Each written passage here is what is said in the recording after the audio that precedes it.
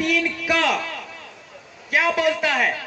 अनुच्छेद 13(3) का कहता है कि आदिवासी के ऊपर कोई भी सामान्य कानून लागू नहीं होता।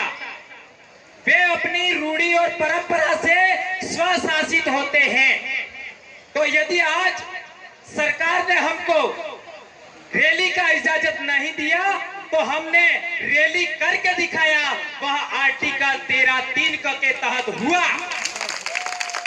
और उसके लिए हमारे ऊपर कोई केस नहीं कर सकता। और यदि कोई केस करता है तो कौन सी सरकार करती है?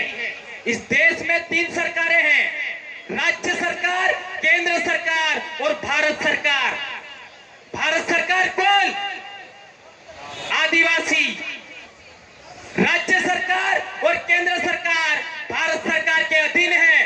तो नरेंद्र मोदी हो चाहे राज्य का मुख्यमंत्री हो, वो आदिवासियों के नीचे नौकर है। ये मैं नहीं कह रहा हूं, ये आर्टिकल 244(1) भी बोलता है। आर्टिकल 244(1) बोलता है कि आदिवासियों के ऊपर कोई सामान्य कानून लागू नहीं होता, वे स्वशासित होते हैं अपने रूढ़ी और परंपरा से।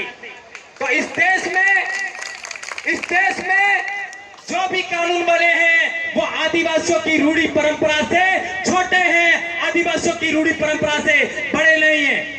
उसका एक महत्वपूर्ण उदाहरण देना चाहूंगा।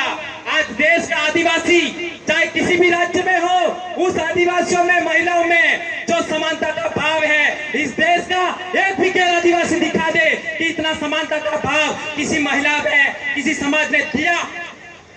क्या दिया? नहीं दिया।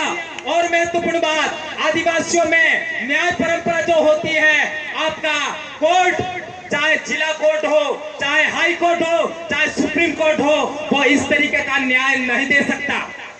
इस वजह से सुप्रीम कोर्ट ने नवंबर 2013 में वेदांता वर्सेज ओडिशा सरकार में कहा कि आदिवासियों के ऊपर न्यायपालिका का कानून लागू नहीं होता, आदिवासी के ऊपर